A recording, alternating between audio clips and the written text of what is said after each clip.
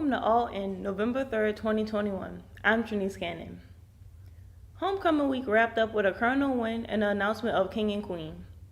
The homecoming court King and Queen were announced at the homecoming game Saturday when Nicholls played Northwestern State University. The court consists of 7 Queen candidates and 7 King candidates. The winners of the court were Symphony Brown and Lucas Hedge.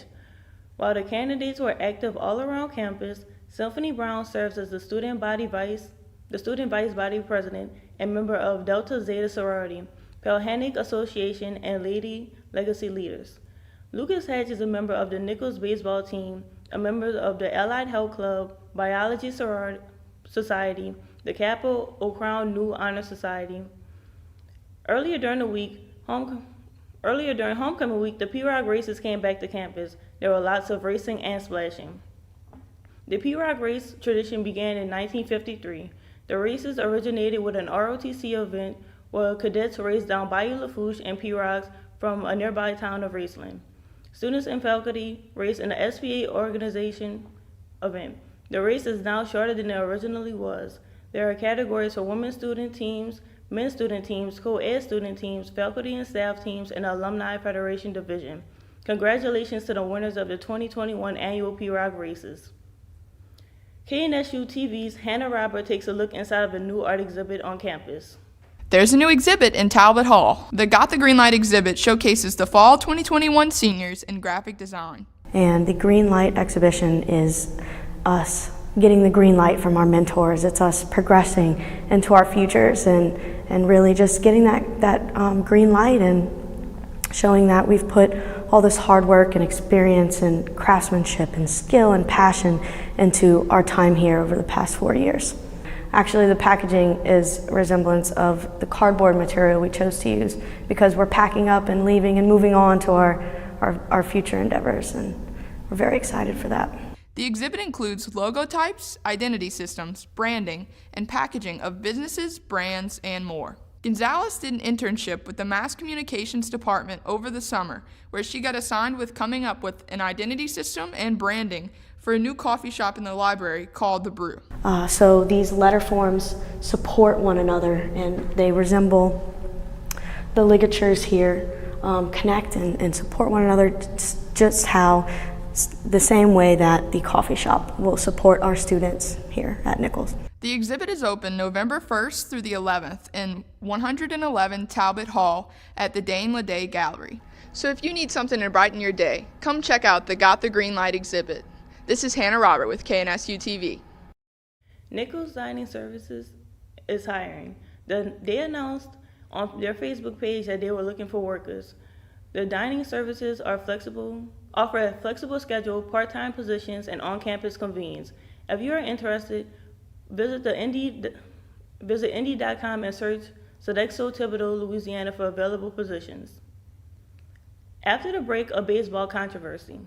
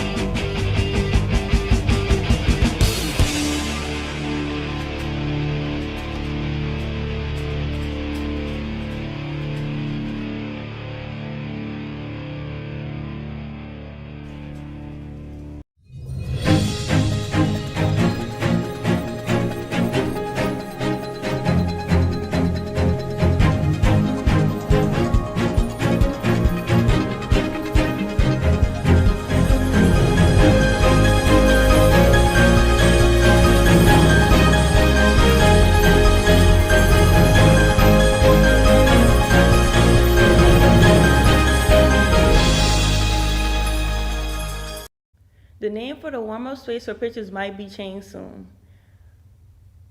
Certain terminology has been challenged over the past year, and now people from the ethical treatment of animals is pointing out a concern within the sport of baseball. As the World Series ends with the Atlanta Braves championship, PETA is calling on Major League Baseball to retire the term bullpen. A bullpen is where relief pitchers warm up. They say that there's a connection to mistreatment of cows and bulls.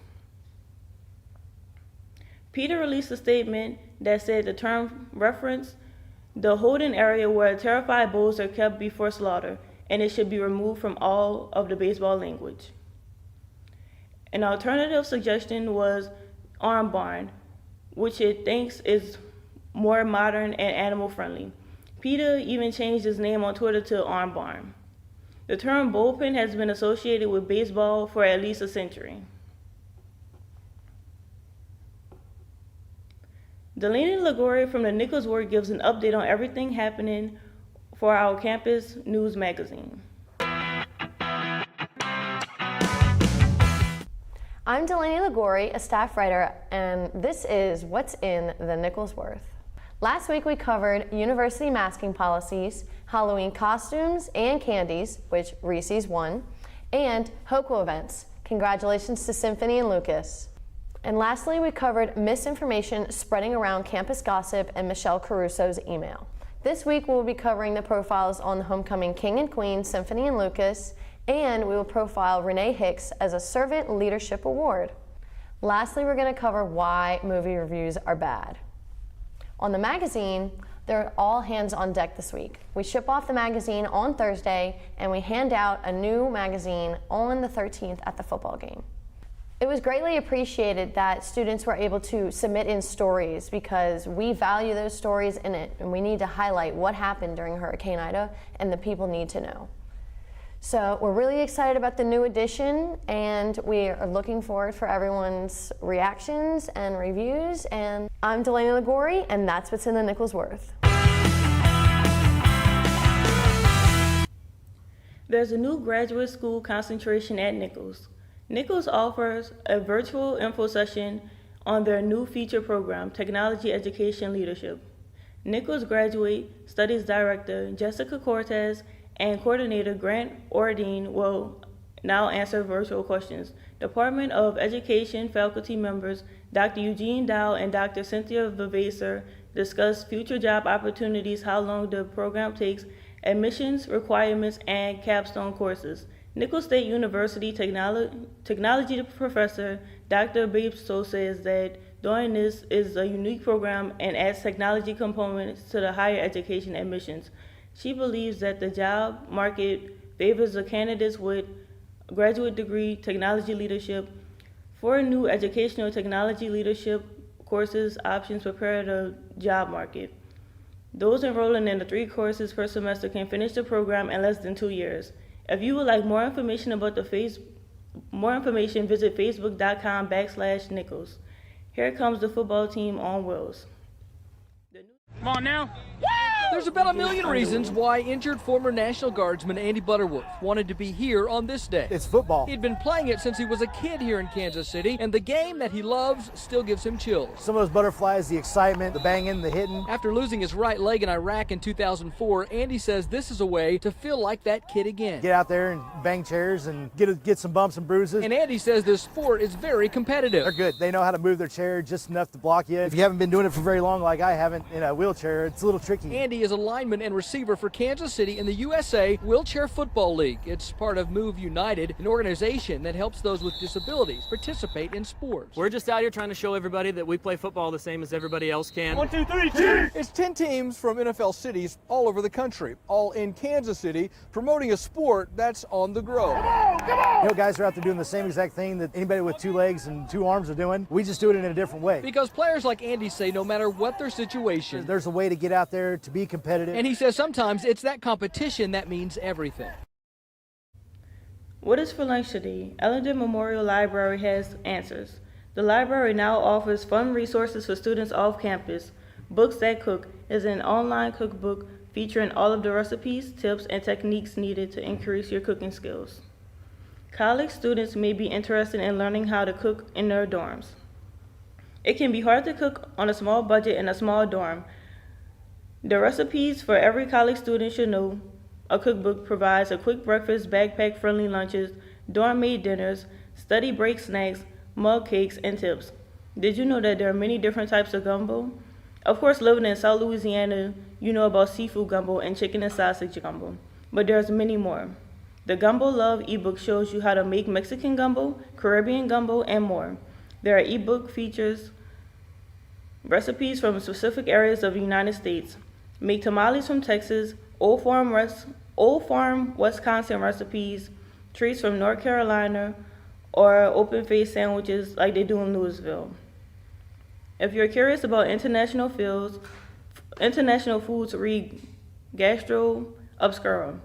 There are even cookbooks for specific types of food, as beans and cakes. Students can now virtually learn how to prepare new, interesting meals through the Ellender Memorial Library website. Is it too soon for Christmas music? All In will be right back with one bar's answers to this and the KNSU 91.5 FM music review. On a long face, what's wrong? There's nothing to do. Nothing to do? There's plenty to do right here in Thibodaux. You ever heard of the Bayou Country Children's Museum? No. No?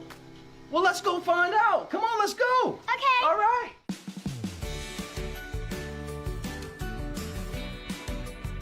At the Bayou Country Children's Museum, there's plenty of stuff to do.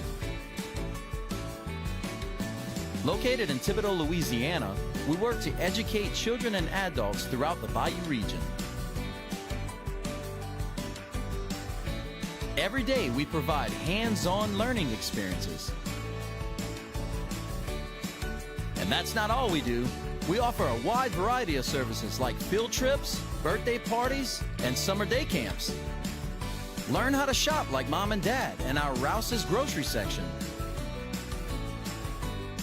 In our Safetyville section, hosted by a trained professional, kids will experience a fire simulation, learning what to do in case of an emergency. And it doesn't end there. Take a trip outside and enjoy our amazing playground.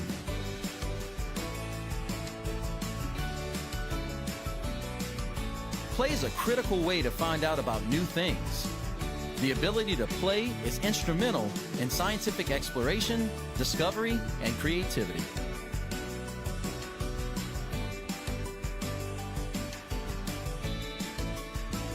You're never too big or small to enjoy everything we have to offer here at the Bayou Country Children's Museum. So come see us today.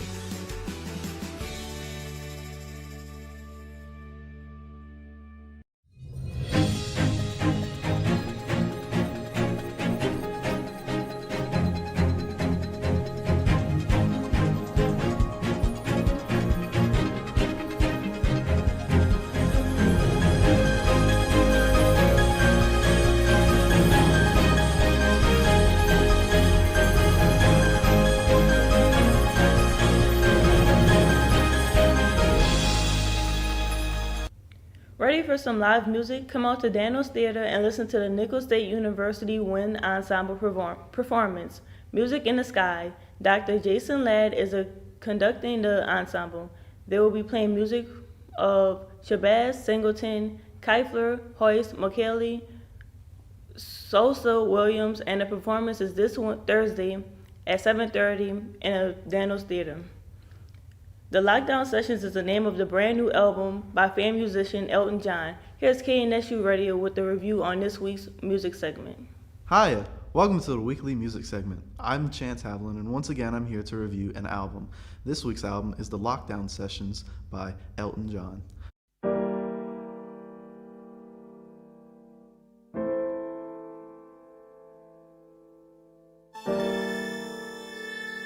Now, Elton John has made many of albums, but this one is very, very special. Not only did it come out last Friday, it came out and was recorded during the lockdown. The lockdown, which is of course, because of COVID-19.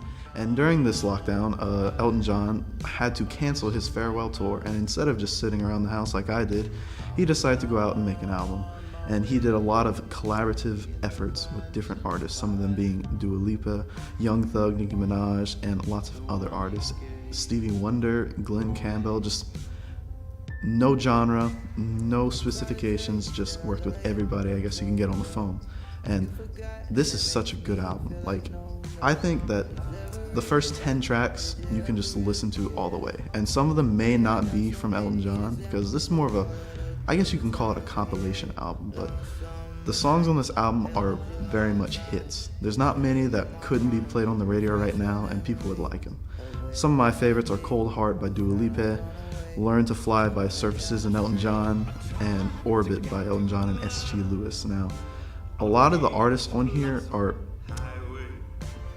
some of them may be unknown, but I actually like a lot of the unknown artists on this album. Like I said, Learn to Fly by Surfaces and Elton John. I didn't know who the Surfaces were before this album, but I really enjoyed the song. I think another song that's really could get on air, at least on the radio, is After All by Elton John and Charlie Puth. That's a very good ballad, and I feel like that could really dominate, well, the charts. One gripe I do have with this album is near the end, it starts feeling a little bloated. There's 16 tracks on this album, and once you get to around the 11th or 12th song, you start feeling like maybe they should have cut down on the songs, but since it's a compilation, you can kind of give it as a pass, as he wants to compile all the songs that was recorded during the lockdown. One song that I'm not particularly fond of is E-Ticket by Eddie Vedder and Elton John. It sounds like the drums are recorded in the next room of the mics. I don't know if that was a stylistic choice, but that's just one gripe I have with that. And also just a lot of the mixing on the last couple of songs just don't sound right. Of course, there's not one lone producer that made this album. There's different artists, there's different record companies, there's always going to be a little conflict on who produces what, but I feel like up until the last couple songs, you kind of sound, it all sounds modern, then it kind of gets compiled into like, well, let's see what this sounds like. Overall, if I had to listen to just the first 11 tracks, I'd give this a 7.5 out of 10, but since there's 16 tracks and it kind of feels bloated, I'd have to give it a 6.5 out of 10 for Elton John's Lockdown Session album. Thank you for watching the weekly music segment, and I hope you can come back and watch some more.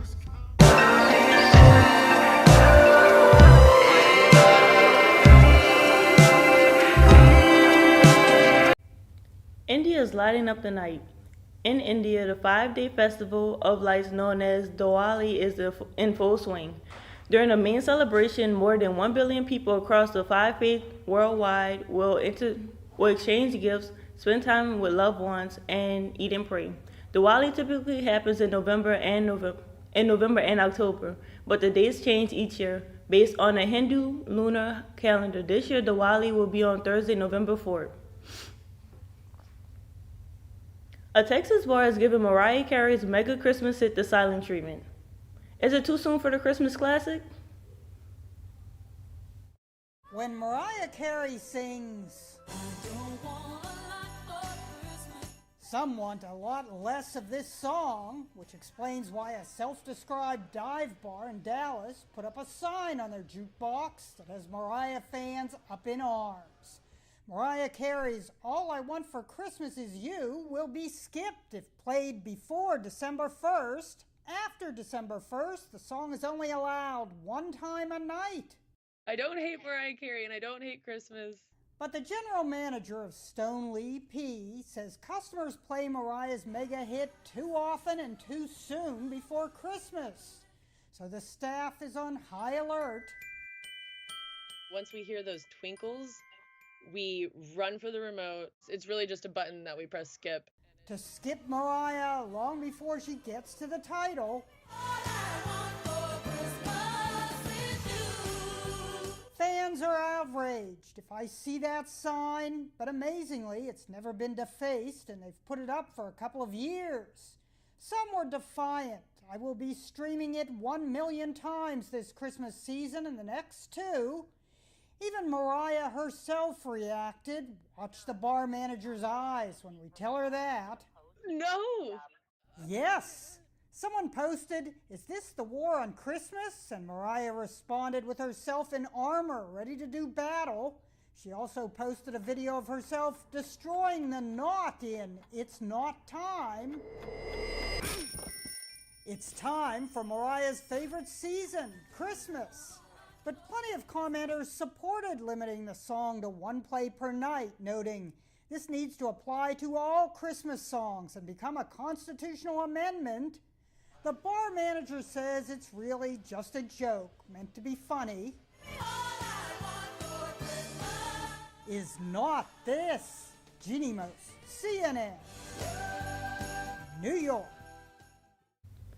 Singer Jon Bon Jovi canceled his concert after testing positive for COVID-19. Bon Jovi was scheduled to take part in an intimate acoustic performance Saturday in Miami Beach. His publicist said that he is fully vaccinated and feeling fine.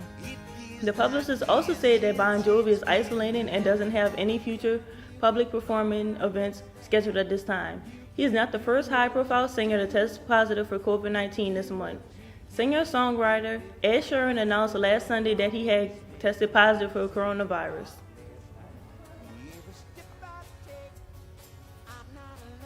A new Marvel movie is coming out soon, CNN's David Daniel reports.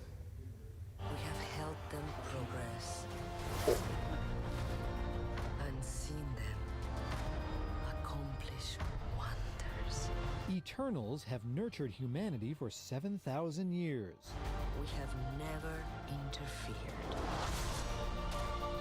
until now. Oscar-winning director Chloe Zhao went from indie films to the MCU. I had to pitch for it, and we both have to look at each other and go, there's something about what you're offering we really want. And that's when I have the project. Ajak, played by Salma Hayek, leads the team.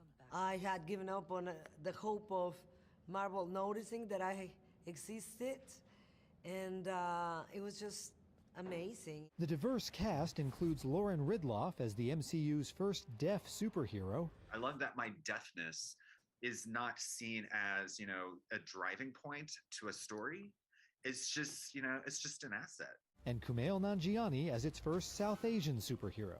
I wanted him to be the opposite of most of the opportunities that I'd gotten and most of the opportunities that brown men have gotten in Hollywood, So usually either we play terrorists, I wanted him to be full of joy, the opposite of that, or we're nerds and I wanted him to be cool, or we're weak and I wanted him to be strong. So I just sort of was like, what is something that I haven't gotten to do that we don't usually get to do? Let's be the opposite of all that.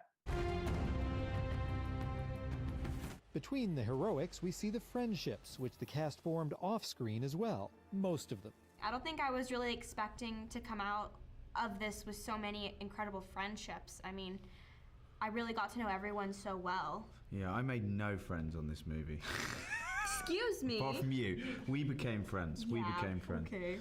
We've loved these people since the day we arrived. When you love something, you protect it. In Hollywood, I'm David Daniel. That's all for today's All In. I'm Trinice Cannon. See you next Wednesday or whenever you watch the stream. Have a great week. We leave you with some memories from homecoming week.